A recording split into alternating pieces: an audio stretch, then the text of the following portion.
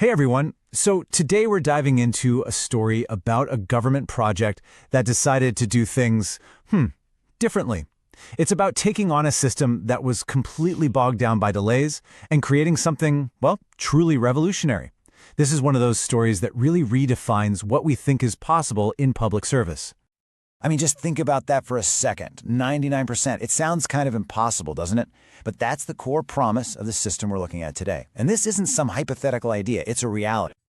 You know the feeling, right? Anyone who's ever had to deal with bureaucracy knows the frustration. Well, in Haryana, India, getting a building plan approved was a classic example.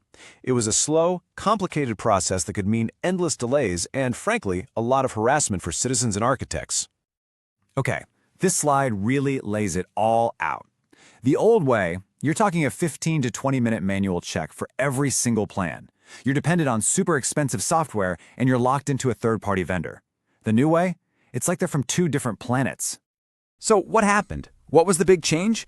Well, when the contract for their old, clunky system came up for renewal, the government agency, it's called Haryana Shahari Vikas Pradhikaran, or HSVP, they didn't just sign on the dotted line. Nope, they made a really bold, almost radical decision to take back control. Instead of just paying someone else, they decided to build a better system themselves, in-house. And this wasn't just about saving a few bucks. It was a powerful statement about Atmanirbharta, which is this national mission for self-reliance. They really wanted to prove that a government department could innovate from within. And they didn't just wing it, they had a clear plan. First, they said goodbye to that expensive vendor. Then came the really tough part. They held these intense workshops to translate hundreds of pages of dense, legal building codes into pure programmable logic. They put together their own dedicated IT team, and then they stress-tested the whole thing with over 600 real-world building plans to make sure it was absolutely bulletproof. And all that hard work paid off. It gave birth to something pretty incredible.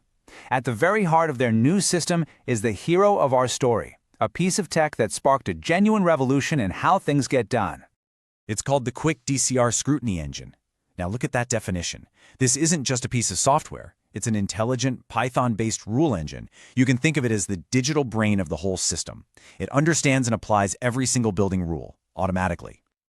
The easiest way to think about it is like a super fast, incredibly smart spell checker. But instead of looking for typos in a Word document, it's scanning these complex architectural drawings for any compliance errors, and it instantly flags anything that doesn't follow the rules. And the result of this engine is a process that is just radically simple. An architect uploads their drawing, the engine does its thing, and they get a detailed report back. That's it. It's simple, it's transparent, and it is unbelievably fast.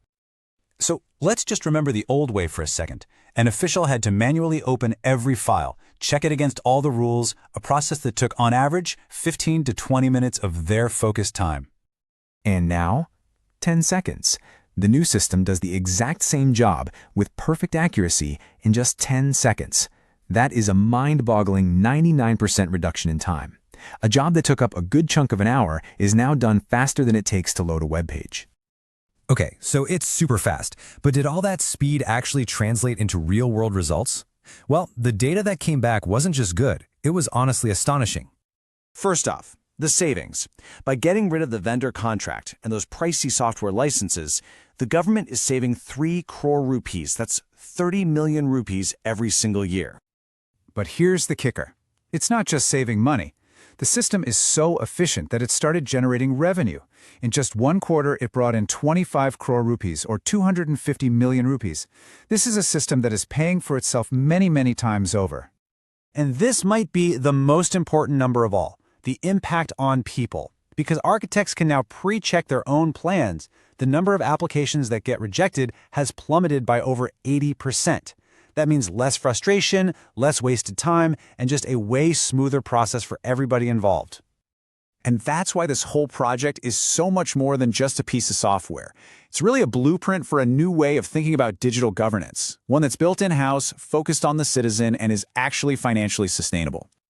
And you can see the benefits are just clear across the board. For citizens and architects, you get speed and transparency. For the officials, they can now make confident, error-free decisions in seconds. And for the government, it's a huge win. Massive savings, new revenue, and a big boost in public trust. And what's really crucial here is that they built this thing for the long haul. The government owns the code, so there's no more being locked into a vendor. The money it makes actually funds its own upgrades, and because it's modular, when policies change, they can update the system instantly. They even built in these clever little features to boost public trust, like digitally signed approval letters that have a QR code. This means anyone, at any time, can scan it and verify that the document is authentic. It's a small detail, but it makes a huge difference in fighting corruption. In the end, this project really stands as a national benchmark. It proves, without a doubt, that with the right vision and determination, government departments don't have to rely on expensive contractors. They can build world-class digital tools themselves, saving public money and serving citizens way better. And that really leaves us with a powerful question, doesn't it?